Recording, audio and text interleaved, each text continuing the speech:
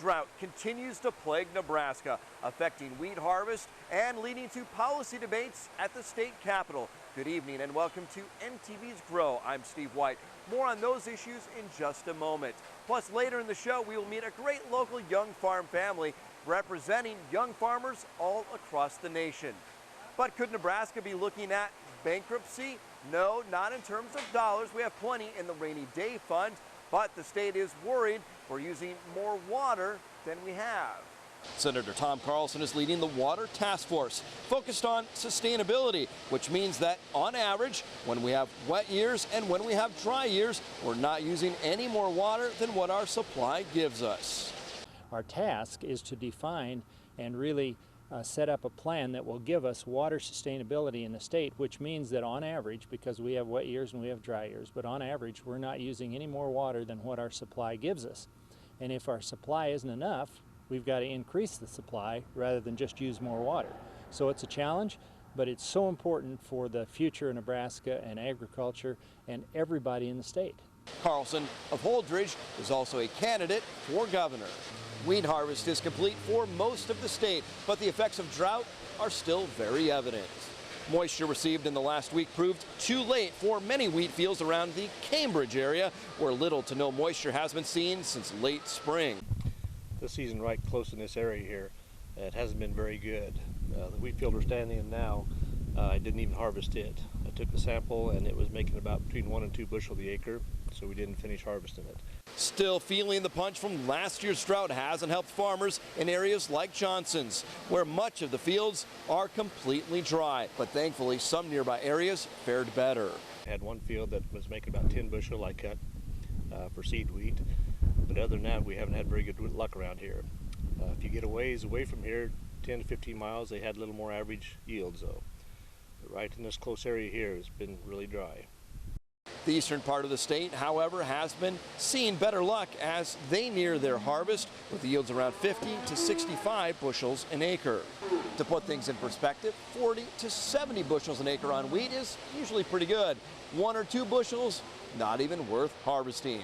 Well, the rain Nebraska has seen recently has helped, but still isn't enough.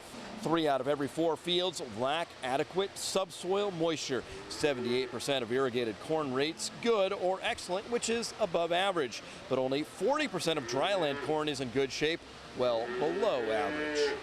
Rain and cooler temps have relieved some stress in Kansas. Central Kansas saw improvement in topsoil moisture. According to the latest report, the weekly snapshot rated corn 28% poor to very poor. The USDA also said over half of Kansas rangeland and pastures are in poor shape. That brings us to this week's poll question. We want to know how your crops are doing. Excellent, good, fair, or poor. Log on and vote at nebraska.tv. And now a look at last week's unscientific poll, where we asked if you have a transition plan on the farm.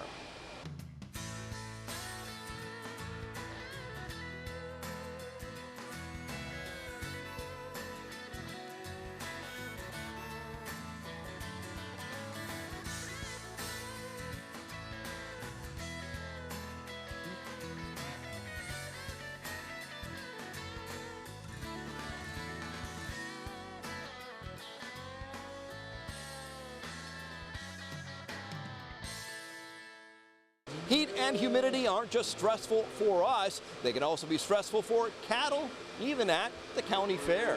That mild and wet spring has yielded to another hot and humid summer, and livestock are suffering. Experts at the University of Nebraska say cattle may eat less and gain less. Milk production may suffer too. Cattlemen are encouraged to handle and move cattle less, and at county fairs make sure to have fans and shade. Because of drought and high land prices, calf numbers have hit a 64-year low. Now, scientists at the University of Nebraska are looking for sustainable ways to get numbers back up. That's the focus of UNL's first ever cow-calf efficiency symposium coming in September. 2012 saw 34 million head of calves, the smallest since 1949. One idea is to use more corn residue instead of hay. The EPA has a job to do, but Senator Mike Johann says that job is not to harass farmers. Johansson Senator Deb Fischer are among those who support legislation aimed at the EPA. They want to prevent the release of personal information about farmers going to anti-egg groups, as happened earlier this year. Johansson says the bill makes it crystal clear it will not be tolerated. Nebraska farmers return from Japan convinced that country will soon regain its position as the #1 buyer of U.S. beef. Nebraska corn farmers and cattlemen recently took part in that trade mission. It included farmers from St. Paul, Davenport, and Anselmo. Japan has begun allowing more U.S. beef imports after several years of restrictions because of a single case of BSE, often called by what farmers see as the misleading name of mad cow disease. Farmers on the mission say the goal was to reintroduce U.S. beef to the Japanese diet.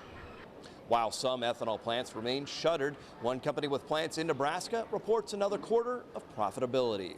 Green Plains Renewable Energy operates plants in Central City and Ord. Net income for the quarter was $6 million compared to a $7 million loss last year during the same time. CEO Todd Becker says margins have improved, but the industry still faces challenges. The company recently acquired a plant in Atkinson and an elevator in Archer. If you talk to rural Nebraskans, most say they're willing to put more public dollars into everything from roads to radio. The 18th annual survey finds a large number support spending more on roads and bridges and education. Researchers say the poll may mean rural Nebraskans aren't as stingy as their reputation suggests. The only area where rural Nebraskans wanted to spend less was in the area of unemployment benefits. And what better time than this to enjoy some Nebraska farm fresh sweet corn.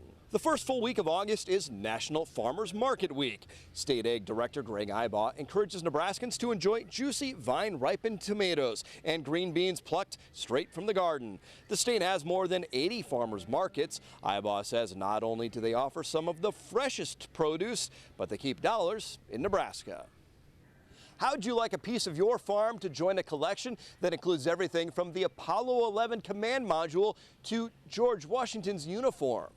No one knows how agriculture has evolved more than farmers, and now the Smithsonian is working with the United Soybean Board on a new exhibit.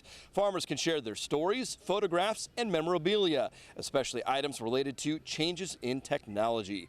Farming will be a feature of the new American Enterprise exhibition.